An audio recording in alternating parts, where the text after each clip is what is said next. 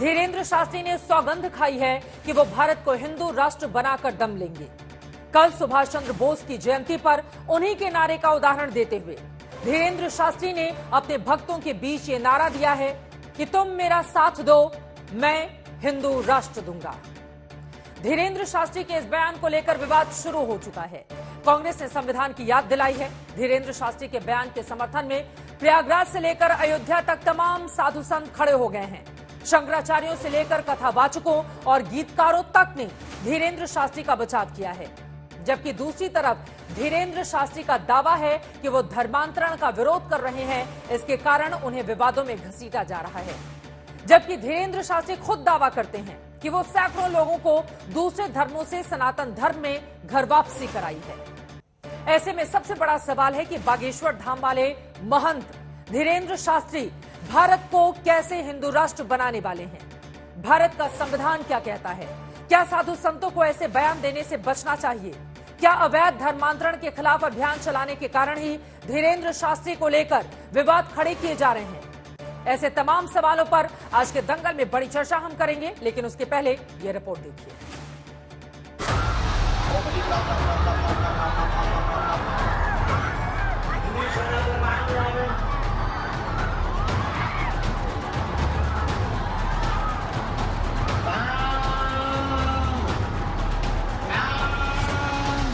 तुम मेरा साथ दो, हम हिंदू राष्ट्र बनाएंगे। बागेश्वर धाम के धीरेंद्र कृष्ण की कहानी पर्ची से शुरू हुई थी, पॉलिटिक्स तक पहुंच गई। जी के जन्मोत्सव में उनका एक नारा था, तुम मुझे खून दो। धीरेंद्र कृष्ण दावा करते हैं कि उन्हें ना तो नेता बनना है, ना राजनीतिक दल का समर्थन करना है, लेकिन अब बातें खालिस राजनीति की करने लगे हैं। अगर तुम्हारे अंदर एक बूंद भी सनातनी हिंदू का हो, तो तुम मेरा साथ दो, मैं हिंदू राष्ट्र दूंगा। सुभाष चंद्र बोस का एक और संकल्प था जो उन्होंने करके दिखाया था। उन्होंने आजाद हिंदुस्तान की घोषणा की थी। ये हिंदुस्तान आजाद है जब अंग्रेजों की हुकूमत थी, और हम भी आज घोषित करते हैं कि ये भारत हिंदू राष्ट्र है। धीरेंद्र कृष्ण भारत को हिंदू राष्ट्र बनाने के लिए क्या करने वाले हैं, इसका रोड मैप तो उन्होंने सामने नहीं रखा है, लेकिन इसी मंच से उन्होंने संकेत दिए हैं कि वो अपने सनातन को कैसे मजबूत करेंगे। कल एक सुल्ताना बहन ने राखी क्या बांध दी, अब उसका नाम सुविदासी है। हमारी बहन का नाम सुविदासी। एक व्यक्ति हमसे पूछ रहा है कि महाराज जी कि जो सनातन में वापस आ रहे हैं वो कौन सी जाति के होंगे? हमने कहा हम खुद अपनी जाति नहीं बताते, ब्राह्मण होते हुए हम सबसे पहले कहते हैं हम मानव हिंदू हैं। दिलचस्प ये है कि धीरेंद्र कृष्ण के अवैध धर्मांतरण को रोकने के प्लान की तारीफ के कसीदे पढ़ते हुए संत समाज में अपना समर्थन दे रहे हैं। आज हम सबको उनका सहयोग करने की आवश्यकता है और भारत को सनातन राष्ट्र बनाने की आवश्यकता है। ये भारत की मांग भी है, आवश्यकता भी है। विदेशियों के द्वारा कुचक्र करके कहीं मुसलमान बन जाते हैं लोग, कभी प्रलोभन में गरीब ईसाई बन जाते हैं। साधु संत समर्थन कर रहे हैं उनका? साधु संत हम तो समर्थन करते हैं। भारत को हिंदू राष्ट्र बनाने की शपथ ले चुके धीरेंद्र शास्त्री के साथ संत समाज ही नहीं, भद्र समाज के लोग भी खड़े हो रहे हैं। यहाँ तक कि कांग्रेस नेता और खुद को बजरंगबली का भक्त बताने वाले कमलनाथ भी धीरेंद्र शास्त्री के प्रशंसक हैं, लेकिन कमलनाथ हिंदू राष्ट्र का समर्थन नहीं करते। ये सबके अपने अपने विचार हैं। हाँ, हमारा राष्ट्र जो है ये हमारा राष्ट्र हमारी संस्कृति और हमारे संविधान के अनुसार ही हो सकता है। ये बात हमें याद रखनी है कि कोई कहेगा कि भाषा के आधार पर करो, कोई कहेगा देवी देवताओं के आधार पर करो, कोई कहेगा जातियों के आधार पर करो। जितने लोग मुखर होकर बागेश्वर धाम के विरोध में खड़े हैं, मैं ये जरूर जानना चाहता हूं कि क्या वो धर्मांतरण के विरुद्ध भी इतने ही मुखर होकर आए थे? धर्मांतरण की इजाजत भारत का संविधान नहीं देता। भारत के कई राज्यों में अवैध धर्मांतरण के खिलाफ कानून है और देश कानून से चल भी रहा है, लेकिन जब धीरेंद्र कृष्ण सुल्ताना नाम की मुस्लिम महिला का धर्म परिवर्तन करने का दावा करते हैं, शुभी दासी नामकरण करते हैं, तब सवाल खड़े नहीं होते, बल्कि धीरेन्द्र कृष्ण शास्त्री के समर्थन में बड़े बुजुर्ग गुरु और धर्माचार्य खड़े होते हैं और नास्तिक हिंदुओं को ही हिंदू का दुश्मन करार दे देते हैं। और धर्मों को लोग कितना अंधविश्वास करते, तब कोई कुछ नहीं कहता। ये केवल गुरुजनों और उनके पूर्वजों की कृपा का प्रसाद बांट रहे हैं। वो ये हिंदू ही तो हिंदू धर्म की निंदा करता है। मुसलमान को कभी मुसलमान धर्म की निंदा करते सुना है आपने? ईसाई को कभी सुना है ईसाई धर्म की निंदा करते? हिंदू ही हिंदू धर्म की निंदा करता है। और सनातन के ऊपर जो भी इस तरीके का प्रहार करेगा, उन सब चीजों का हम लोग मिलकर के एक साथ डट कर के मुकाबला करेंगे। इसी बीच मध्य प्रदेश में धीरेन्द्र कृष्ण के चचेरे भाई ने पुलिस में शिकायत दर्ज कराई है कि अमर सिंह नाम के किसी शख्स ने धीरेन्द्र कृष्ण की हत्या की धमकी दी है। इसके बाद पुलिस ने हत्या की धमकी की धाराओं में केस दर्ज कर लिया है। धीरेन्द्र कृष्ण के एक भक्त ने अंधश्रद्धा निर्मूलन समिति के श्याम मानव के खिलाफ भी धार्मिक भावनाएं भड़काने के आरोप में केस दर्ज कराया है। रायपुर में सुमी राजप्पन और भोपाल में रवीश पाल सिंह के साथ योगेश पांडे, नागपुर, आज तक। स्वामी डॉक्टर अवधेशपुरी जी महाराज, आपसे ही शुरुआत करते हुए, बागेश्वर वाले बाबा की ओर से रामचरितमानस पर जो बयान दिया गया वो भी आपने सुना और हिंदू राष्ट्र बनाने की वकालत कर रहे हैं, क्या है इस पर जवाब आपका? आप लोग भी इस दिशा में आगे बढ़ रहे हैं या बड़बोलापन दिखा रहे हैं बाबा? नहीं, बड़बोलापन तो ठीक है। अब इतनी जिस स्थिति में आज वो हैं, उस स्थिति में आदमी का जो सेल्फ कॉन्फिडेंस है, आत्मबल, वो बढ़ ही जाता है, नेचुरल है। लेकिन मैं एक बात ये जरूर कहना चाहूंगा कि रामचरितमानस पर उन्होंने जो बात कही है वो अपने आप में बिल्कुल सत्य है, क्योंकि इस धरती पर मानवता, समरसता, मानवीय मर्यादाएं और आदर्श जो भगवान राम ने स्थापित किए हैं वो और किसी ने नहीं किए। हाँ। और वो रामचरितमानस में थे। और समाजवाद की स्थापना जो भगवान राम ने की है वो और किसी ने नहीं की। क्या संत को शोभा देता है कि वो संविधान की इस तरह से धज्जियां उड़ाए, मखौल उड़ाए, क्योंकि विरोधी दल यही कहते हुए उनके ऊपर हमलावर हैं कि हिंदू राष्ट्र की वकालत को इस संत कैसे कर सकता है? जो लोग निश्चित रूप से इनके खिलाफ बोल रहे हैं या ये कह रहे हैं कि कैसे वकालत कर सकता है, उन लोगों को ये मालूम होना चाहिए कि 14 अगस्त 1947 की रात को 12 बजे लॉर्ड माउंटबेटन और पंडित जवाहरलाल नेहरू के बीच जिस रजिस्टर पर हस्ताक्षर हुए थे उसका अर्थ क्या था। मैं कहना चाहूंगा कि ट्रांसफर ऑफ पावर एग्रीमेंट क्या था, क्या इस देश को आज तक बताया? आज तक क्यों नहीं बताया? जब हम अपने स्वतंत्र भारत में रहने के बाद वो था एक सत्ता का हस्तांतरण और हमको कह दिया गया कि आपकी फ्रीडम है, आजादी है। क्या हम सत्ता के हस्तांतरण को आजादी कहेंगे? डोमिनियन स्टेट है भारत। आप क्या बताना चाह रहे हैं कि 15 अगस्त 1947 को हिंदुस्तान आजाद नहीं हुआ था? आप ये कहना चाह रहे हैं केवल सत्ता का हस्तांतरण हो गया था अंग्रेजों से, अब हिंदुस्तान को मिल गया था?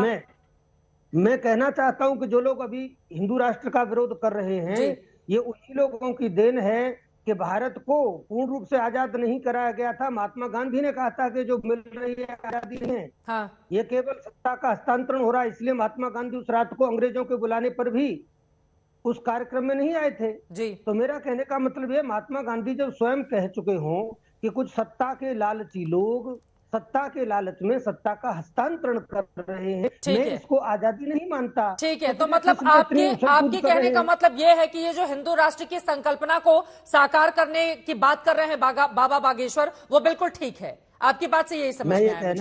मैं ये कहना चाहूंगा कि जिस देश में 80% हिंदू रहते हो, अगर वो इसकी बात नहीं कर सकते हो तो क्या मतलब हुआ? हम 80% हैं इस देश में। हमारे अनुसार अगर देश के कानून नहीं बनेंगे तो किसके अनुसार बनेंगे और क्यों बनेंगे? ठीक है, कलीमुल हफीज जी इसका जवाब देंगे। AIMIM से हमारे साथ जुड़े हुए हैं प्रमोद कृष्ण जी भी इस वक्त हमारे साथ जुड़ चुके हैं, पीठाधीश्वर हैं कल की धाम के। प्रमोद जी, सीधे आपके पास आते हुए, अब अवधेशपुरी जी महाराज का तो यही कहना है कि हिंदू राष्ट्र की वकालत करके उन्होंने क्या गलत कर दिया? 80% तो हिंदू हैं ही हिंदुस्तान में।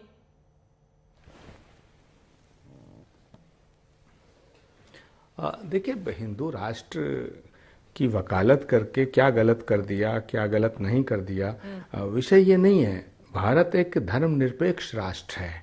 जहाँ तक हिंदू राष्ट्र बनाने की बात है तो बीजेपी की सरकार है 9 सालों से, घोषित कर दो, पार्लियामेंट में बिल लाओ या ऑर्डिनेंस लाओ, हिंदू राष्ट्र घोषित कर दो। किसने रोका है?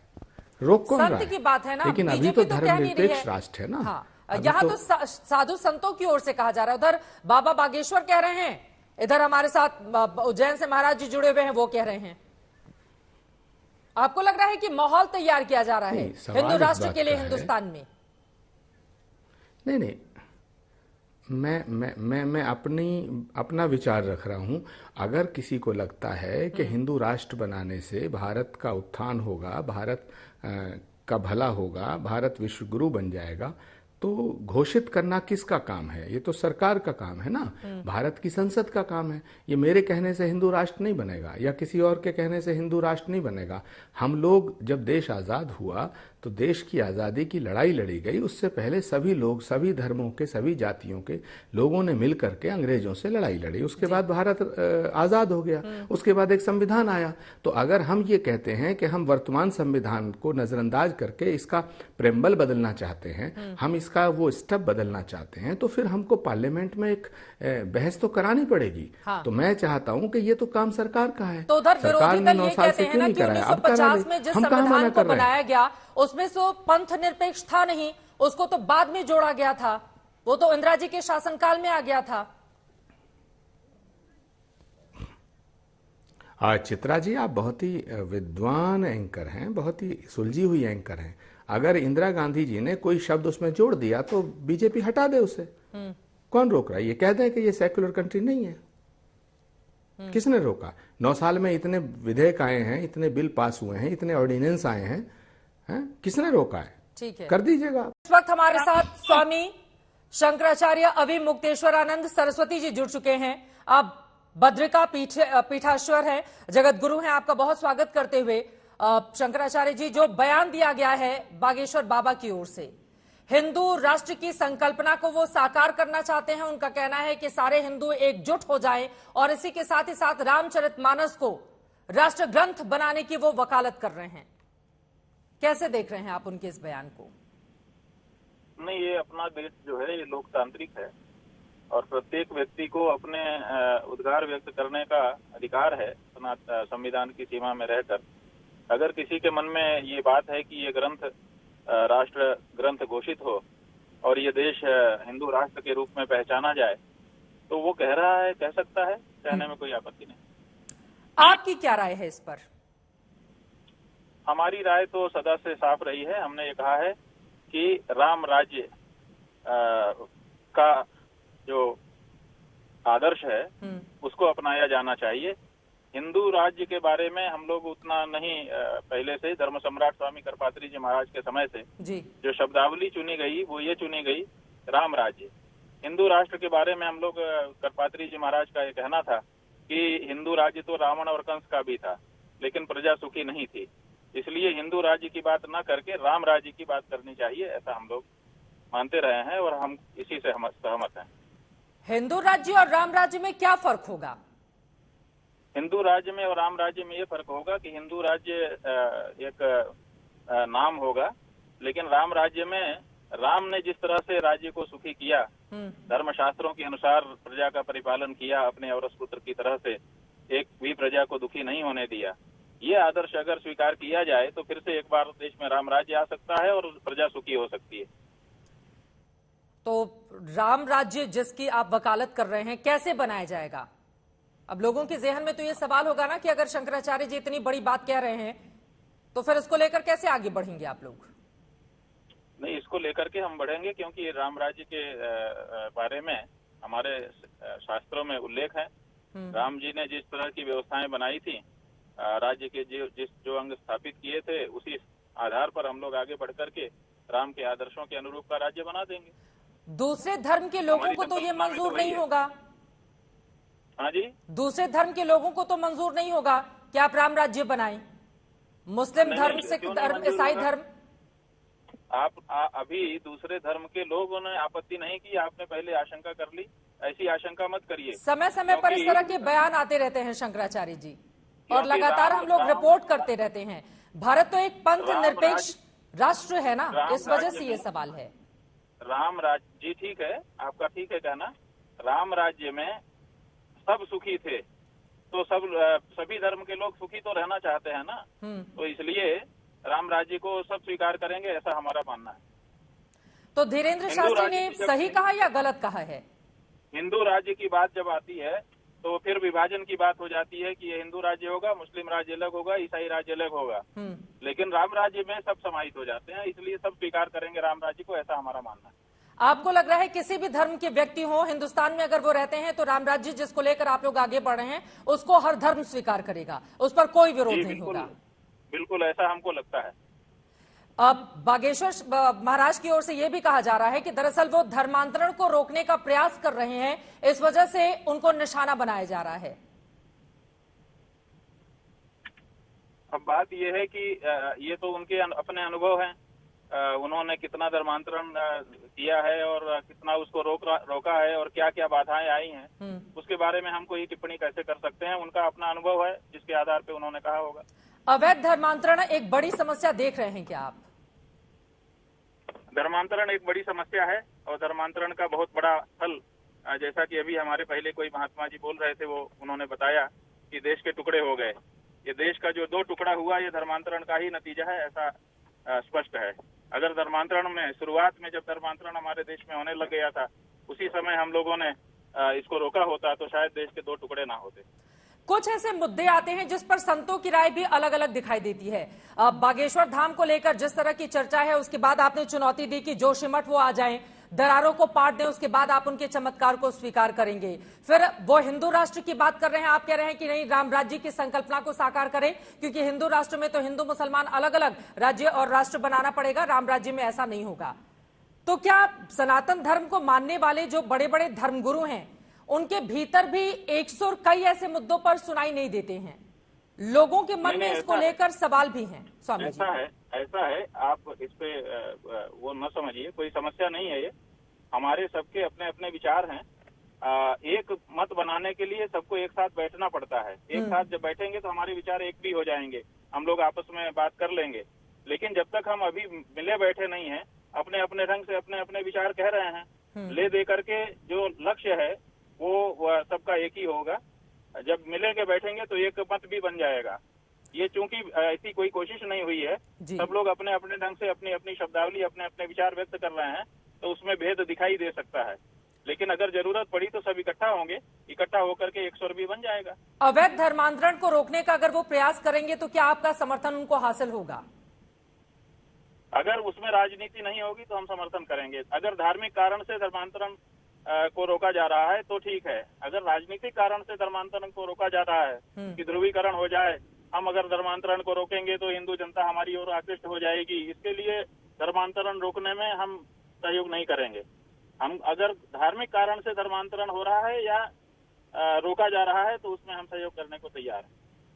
धीरेंद्र शास्त्री तो कह रहे हैं कि उनको राजनीति से लेना देना नहीं है, वो सिर्फ धर्म के लिए काम कर रहे हैं। हाँ, तो अच्छी बात है। ठीक है, आप अवैध धर्मांतरण को रोकने के प्रयास की सराहना कर रहे हैं और कह रहे हैं ये एक बड़ी समस्या है, लेकिन उस धर्म से अगर कोई हिंदू धर्म में शामिल होता है फिर आप लोग इसको घर वापसी करार देते हैं, तो ये 2 अलग अलग बात नहीं होगी? दूसरे धर्मों को लोगों को सनातन धर्म में शामिल करवाना और इधर से कोई चला जाए तो फिर आप उसको धर्मांतरण करार देते हैं। नहीं, हम लोग ऐसा कोई प्रयास नहीं करते हैं, यही तो बात है। वो लोग धर्मांतरण के लिए प्रयास करते हैं, हम लोग ये प्रयास नहीं करते हैं। जब कोई पछताता है, पश्चाताप करता है कि हम गलत जगह पे चले गए, हमको वापस आना है, अनुरोध करता है, बार बार पश्चाताप व्यक्त करता है, तब उसको स्वीकार किया जाता है। ये दोनों में अंतर है। वो धर्मांतरित करने के लिए प्रेरणा देते हैं, हम प्रेरणा नहीं देते हैं। बार बार आए हुए को अंततः फिर स्वीकार करते हैं, क्योंकि आखिर तो अपना है। ठीक है, अब मैं आ जाती हूं, जो बयान आपकी ओर से दिया गया था उसने देश भर में खूब सुर्खियां भी बटोरी, लोगों ने सवाल भी पूछे। ये जो बागेश्वर वाले बाबा चमत्कार की बात करते हैं, क्या आप अपने पुराने बयान पर कायम हैं कि वो जोशीमठ के दरारों को भर कर दिखाएं, तभी आप मानेंगे कि उनके अंदर कोई सिद्धि है? नहीं, देखिए, हमने बागेश्वर वाले बाबा के लिए नहीं कहा था, हमने सिद्धांत निरूपित किया था। जो भी उसमें बागेश्वर वाले बाबा भी आते हैं और सभी जो लोग भी, चाहे वो मुसलमान मौलवी हों, चाहे वो पादरी हों, चाहे वो हिंदू के धर्माचार्य हों, चाहे सन्यासी हों, चाहे साधु हों, चाहे वैष्णव हों, जो लोग भी चमत्कार का दावा करते हैं उन सब के लिए हमने कहा था और हम अभी भी कायम हैं। हमने कोई चमत्कार नहीं देखे हैं, चमत्कार के नाम पे छलावा जरूर देखा है। इसीलिए हमारी ये धारणा है कि ये चमत्कार की बात करना बेमानी है। पुरुषार्थ के लिए लोगों को प्रेरित किया जाना चाहिए और चमत्कार की बात कह करके लोगों को अकर्मण्य नहीं बनाना चाहिए। तो हमारा अभी भी मानना है और हम अपनी बात पे कायम है। आपको लग रहा है कि अकर्मण्य बनाने का काम कर रहे हैं बागेश्वर वाले बाबा, अगर वो चमत्कार का दावा कर रहे हैं तो? कोई भी बागेश्वर वाले बाबा की बात आप केवल कर देते हैं। यहाँ देश में हजारों लोग ये काम कर रहे हैं, उनकी आप बात ही नहीं करते हैं। समस्या तो यही है। अभी वो बहुत ज्यादा चर्चा में है स्वामी जी, इस वजह से मेरा ये सवाल था। ठीक है, वो हम समझते हैं, लेकिन फिर भी अगर करना है तो ऐसे लोगों, आपने कई लोगों को अपने चैनल पर बुलाया है जो प्रदर्शन कर रहे हैं, लेकिन इस तरह के और कई नाम खोज लेने चाहिए थे। अभी तक जो चमत्कार दिखाने वाले केवल एक ही नाम आया है, कोई दूसरा नहीं निकल करके आया चैनल पर। उन लोगों को भी तो लाइए कि ये भी दिखाते हैं, ये भी दिखाते हैं, ये भी दिखाते हैं। कुछ पादरी भी लाइए, कुछ मौलवी भी लाइए, कुछ हिंदू के सन्यासी भी लाइए। 10, 20, 25 का नाम तो लोग जाने कि ये भी दिखा रहे हैं। बिल्कुल, वो तो कहीं नहीं किया गया है अभी तक चैनल के द्वारा। नहीं, हर धर्म में यकीनन इस तरह की स्थितियां हैं और चमत्कार का अगर कोई दावा कर रहा है तो आप कह रहे हैं ये मात्र छलावा है और अकर्मण्य बना देता है ये लोगों को। अब मेरा अगला सवाल है रामचरितमानस को लेकर। इस देश में बीते कई दिनों से लगातार कई लोगों ने सवाल उठाए, बिहार के शिक्षा मंत्री हो चाहे स्वामी प्रसाद मौर्य हो उत्तर प्रदेश से। अभी बागेश्वर वाले बाबा की ओर से मांग की गई है कि रामचरितमानस को राष्ट्रीय धर्म ग्रंथ घोषित कर देना चाहिए। क्या आपको भी लग रहा है कि वक्त आ गया है कि रामचरितमानस पर इस तरह के सवाल चूंकि उठ रहे हैं, इस वजह से इसको राष्ट्रीय धर्म ग्रंथ घोषित किया जाए? देखिए, राष्ट्रीय धर्म ग्रंथ नहीं, राष्ट्रीय ग्रंथ हो सकता है, क्योंकि अभी तक राष्ट्रीय ग्रंथ कोई स्वीकार नहीं किया गया है। जब राष्ट्र का पशु है, राष्ट्र का पक्षी है, राष्ट्र का ध्वज है, तो राष्ट्र का एक ग्रंथ भी तो होना चाहिए। तो इस बारे में भारत की सरकार को चर्चा करनी चाहिए, राष्ट्र का कोई ग्रंथ घोषित किया जाना चाहिए। जब ये चर्चा सरकार करेगी तो बहुत सारे उसमें ग्रंथों के नाम लोग सुझाएंगे कि इसको किया जाए, इसको किया जाए। उसमें निश्चित रूप से बागेश्वर वाले महाराज का ये सुझाव भी सम्मिलित होगा और तब हम लोग गुण दोष के आधार पर विचार करेंगे कि कौन सा ऐसा ग्रंथ है जिन ग्रंथों में जिनके नाम सुझाए गए हैं उनमें राष्ट्र को प्रेरणा देने वाला, उसको हम लोग स्वीकार करेंगे। ये बहुत बड़ी बात आपकी ओर से कही जा रही है, लेकिन इसके साथ ही साथ एक तरफ राम राज्य की आप वकालत करते हैं, लेकिन दूसरी तरफ रामचरितमानस ही नहीं बल्कि कई धर्म ग्रंथों पर चर्चा हो और एक राष्ट्रीय ग्रंथ घोषित किया जाए, इसकी आप डिमांड कर रहे हैं। आपके भी दिमाग में कुछ होगा, कुछ ऐसे धर्म ग्रंथ जिसको लेकर अगर आप अपनी बात को कहना चाहें? और रामचरितमानस क्या दलित, पिछड़ा और स्त्री विरोधी ग्रंथ है? जो सवाल बार बार खड़े हो रहे हैं। नहीं, रामचरितमानस जो है वो सबके कल्याण का ग्रंथ है। रामचरितमानस में किसी के प्रति कोई ओछा भाव प्रदर्शित नहीं किया गया है। और जिस पंक्ति के बारे में कहा जा रहा है, हम तो यही कहना चाहते हैं कि इसके लिए जो भाषा के विज्ञानी हैं, जो भाषा को पकड़ रखते हैं, ग्रंथों के विद्वान हैं, उन लोगों की तरफ से कोई टिप्पणी आए तो हम लोगों को विचार करना चाहिए। राजनीतिक लोग धर्म ग्रंथों पर कैसे टिप्पणी कर सकते हैं? उनका अध्ययन उतना नहीं होता है, उनको उनकी बात पर बहुत ध्यान नहीं दिया जाना चाहिए, क्योंकि वो राजनीतिक कारणों से इस तरह की टिप्पणियां करते हैं। लेकिन नेताओं की बात का असर बहुत दूर तलक होता है और जब वो किसी ग्रंथ को लेकर इस तरह का वर्णन करेंगे तो यकीनन लोगों के जहन में ये सवाल उठेगा। और कुछ ऐसी चौपाइयां और छंद हैं जिसको लेकर अपने अपने हिसाब से लोग उसको परिभाषित करते रहते हैं। लेकिन आप ये कह रहे हैं कि सिर्फ राजनीति चमकाने के लिए ही रामचरितमानस को आधार बनाते हैं ऐसे नेता? जी बिल्कुल, रामचरितमानस की पंक्ति का उद्धरण अगर कोई राजनीतिक दे रहा है, हाँ, तो राजनीतिक को धर्म ग्रंथ में क्या रुचि हो गई? इसका मतलब है कि वो राजनीतिक कारण से ये उसके बारे में टिप्पणी कर रहा है। तो राजनीतिज्ञों को उसमें क्यों आना देना चाहिए? जो भाषा के विज्ञानी हैं, जो साहित्य के ज्ञानी हैं, जो धर्म ग्रंथों को जानने वाले लोग हैं, जिन्होंने अपना 10-20 साल ग्रंथों के अध्ययन में दिया है, ऐसा कोई कुछ कहे तो हम लोग उस पर विचार करें। राजनीतिज्ञ को राजनीति वाली बात करनी चाहिए, धर्म ग्रंथों के बारे में व्याख्यान नहीं करना चाहिए। अगर करेगा तो उसकी बात अस्वीकार्य होगी, तात्पर्यहीन होगी, क्योंकि उसके पास इस तरह की कोई डिग्री नहीं है और ना उसका ज्ञान प्रमाणित है। बार बार जब लोग बड़े बड़े मंचों से ये सुनाते हैं ढोल गवार शूद्र पशुनारी ये सब ताड़न के अधिकारी, तो वास्तव में इसका भावार्थ क्या है? इसका भावार्थ, ताड़ना शब्द जो है उसका भावार्थ ये है कि निरीक्षण की आवश्यकता है। इनको सदा निरीक्षण की आवश्यकता पड़ती है, इनको इनके हाल पे नहीं छोड़ देना चाहिए। ढोल जो है अगर उसको आप एक खूंटी पर टांग देंगे तो वो जब बजाने के लिए उसको उठाएंगे तो ठीक से नहीं बजेगा, उसकी सही ध्वनि नहीं निकलेगी। हरदम उसकी देख रेख करना पड़ेगा, उसको कसे रहना पड़ेगा, उसको नरम हो जाए तो सेंकना पड़ेगा, आदि आदि उसकी देख रेख करनी पड़ती है। इसी तरह से गंवार व्यक्ति को यूं खुला छोड़ देंगे, उसकी देख रेख नहीं करेंगे तो पता नहीं क्या करेगा। तो इनको देख रेख की आवश्यकता पड़ती है। इसका तात्पर्य ये है, ताड़ना शब्द का अर्थ है देखना, ध्यान से देखना, देख रेख रखना। तो फिर महिलाओं में से भी कई वर्ग ऐसे उठ खड़े होंगे कि उनको देखरेख की अतिरिक्त आवश्यकता क्यों है, या शूद्रों को भी वो बार बार इस तरह के सवाल पूछेंगे कि फिर पुरुषों बाकी हर धर्म के लोगों को क्यों नहीं है। हमारे यहाँ महिलाओं को विशेष दर्जा है, उनको हम अकेला नहीं छोड़ते हैं। अगर हमारी बहन कहीं जाती है तो 5 साल के बच्चे को भी साथ लेके जाएगी, लेकिन साथ लेकर के जाती है, इसलिए कि वो मानती है कि हमारी मर्यादा है। जब कोई बड़ा व्यक्ति निकलता है तो अकेले नहीं निकलता है, अपने साथ किसी न किसी को रखता है। ठीक है, तो उनकी मर्यादा है, उनका सम्मान है। सम्मानित व्यक्ति कभी अकेले नहीं चलता है। इसी दृष्टि से उनके सम्मान की दृष्टि से कहा गया है कि उनको भी देखरेख की एक सेवक की आवश्यकता है, हर समय उनकी देख रखने वाला कोई चाहिए।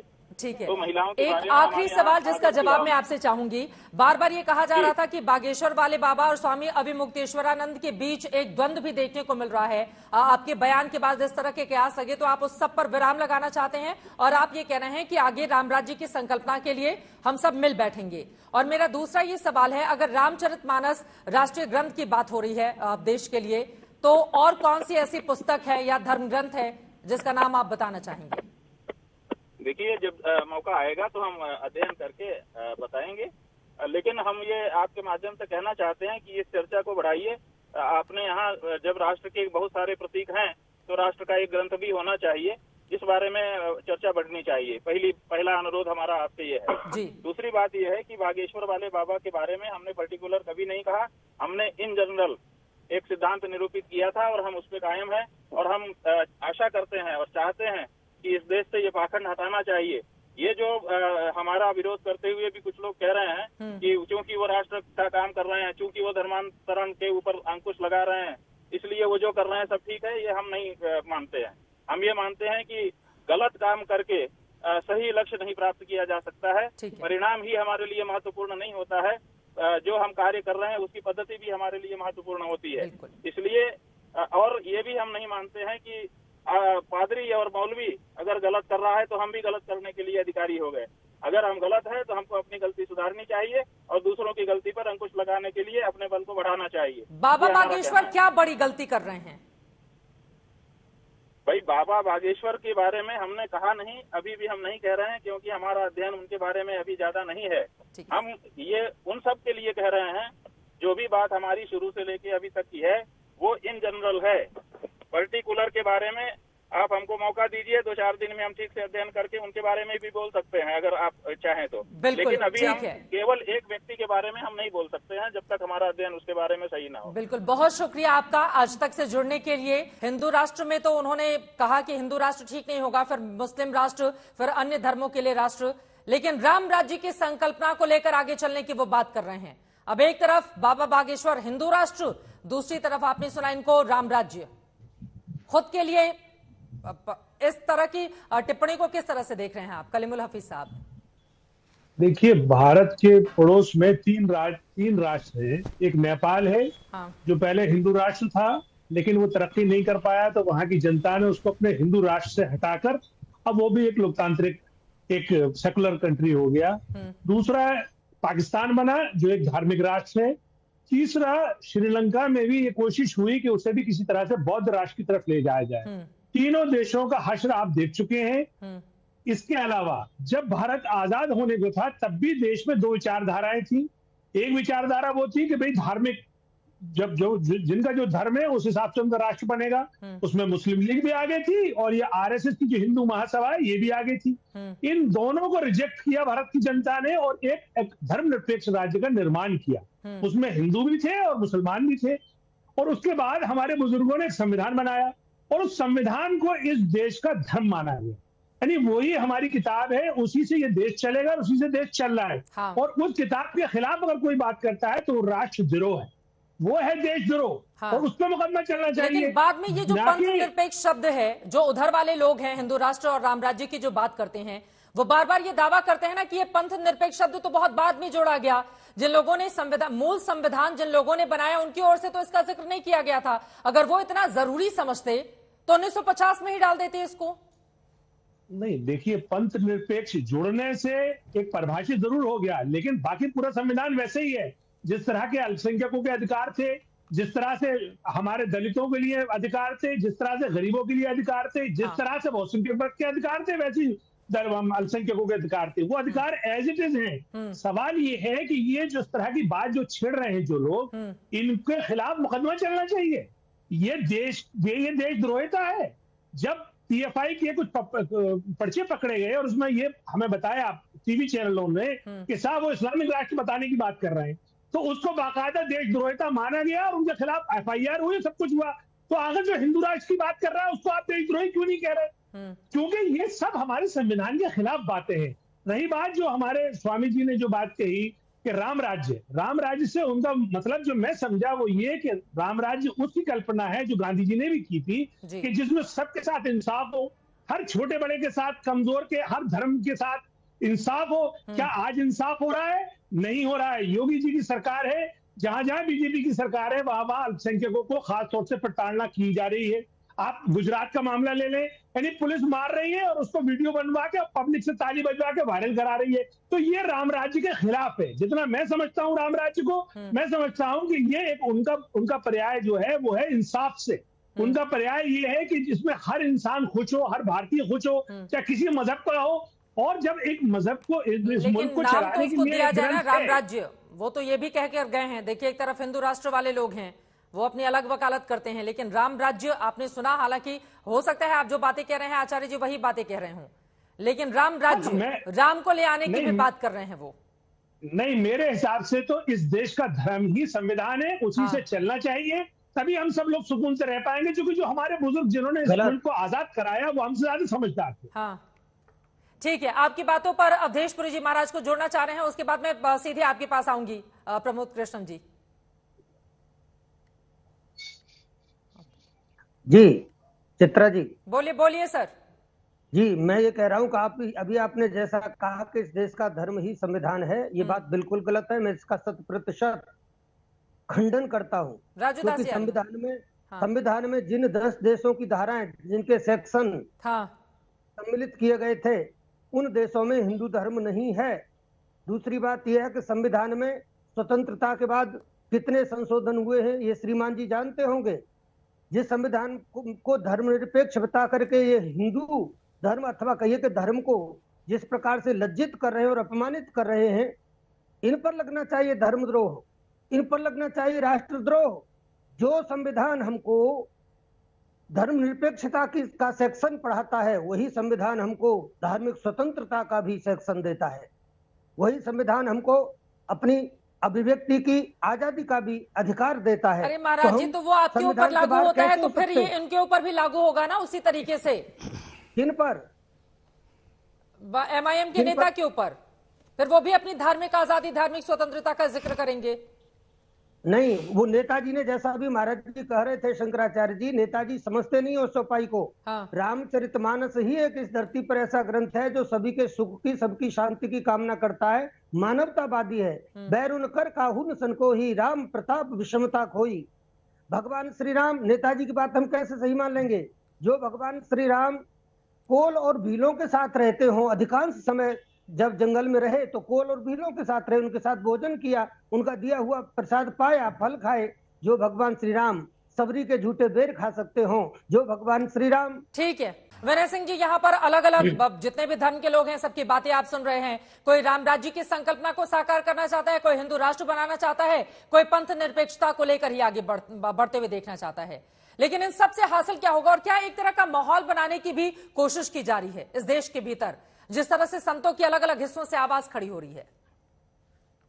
चित्रा जी, मुझे लगता है कि कोई भी धर्म हो, इस देश का छोड़िए दुनिया का कोई भी धर्म हो, वो एक मॉडल कोड ऑफ कंडक्ट है, आचार संहिता है, समानता, भाईचारा और समरसता का।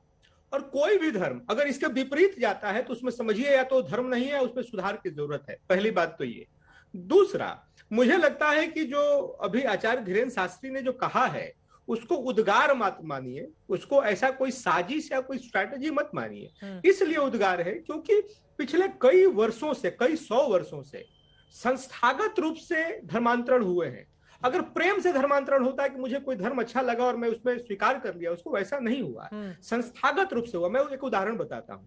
1913 में charter of England, queen Victoria ने यह दबाव डाला ईस्ट इंडिया कंपनी पे कि आप अपने एजेंडे में डालिए कि आपको धर्मांतरण के लिए सहयोग करना है। उसके पहले ईस्ट इंडिया कंपनी बाध्य नहीं थी। फिर ये चार्टर ऑफ इंग्लैंड 1913 का साइन हुआ और 1 लाख रुपए धर्मांतरण के कार्य के लिए दिए गए। ये संस्थागत रूप था। एक अंतिम बात कहता हूं चित्रा जी, बड़ी बात आई है और सारे संत महात्मा इस पे बोल रहे हैं। जब बात आती है संबुक की, जब बात आती है ढोल गवार शूद्र पशु नारी की, तो मैं ये समझ नहीं पाता हूं कि ये संभव कैसे है कि राम का चरित्र जो ढोल गवार शूद्र पशु नारी इसके लिए समर्पित है, पूरी प्रकृति के लिए समर्पित है, वो उनके बारे में ऐसी बात कहां से आ सकती है? संबुक कहां से आ सकते हैं जबकि वो सबरी है वहां पे? मैं एक अंतिम बात बड़ी जरूरी है चित्रा जी कि ये साजिश हुई अंग्रेजों के समय में। एक उदाहरण बताता हूं। एक अर्थर मैकलिफ करके एक अंग्रेज थे, कलेक्टर थे, बाद में वो सिख हो गए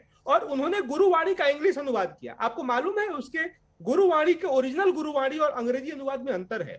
उन्होंने जबरदस्ती इस बात को डाला कि अंग्रेज आएंगे और सिखों की ये जिम्मेवारी है कि अंग्रेजों का साथ दें। और ये बात किसने कही? तो गुरुओं ने कही है। ठीक है, अंग्रेजी के गुरुवाणी, ये जो अंग्रेजों का शासनकाल हिंदुस्तान के भीतर रहा है। देखिए, जो हिंदू राष्ट्र या राम राज्य की बात करने वाले लोग हैं वो सिर्फ अंग्रेजों के शासन को ही गुलामी का काल नहीं मानते हैं। वो 1000 साल पहले जाकर जो बाकी के आतताई या आक्रमणकारी थे उनके शासन को खींच कर लेकर आते हैं और बोलते हैं कि उसके पहले तो हिंदू राष्ट्र था और फिर उसको दोबारा लेकर आने की जरूरत है। आचार्य प्रमोद कृष्ण जी, सीधे आपके पास आते हुए, अभी भद्रिका पीठेश्वर को आप सुन रहे थे, वो राम राज्य की संकल्पना की बात करके गए हैं। आपको लग रहा है कि उनकी मंशा वही थी कि वही राम राज्य है जिसमें सभी धर्मों को समाहित किया जाए?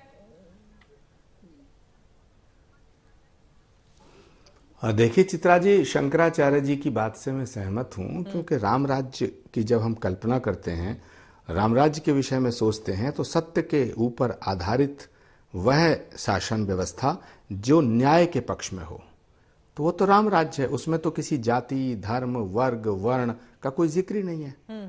तो उससे तो कोई भी असहमत हो ही नहीं सकता। और राम राज्य की कल्पना तो महात्मा गांधी की कल्पना है। संविधान भी तो हमारा यही कहता है ना, पंथ निरपेक्षता का जो प्रावधान है वो भी तो यही कहता है।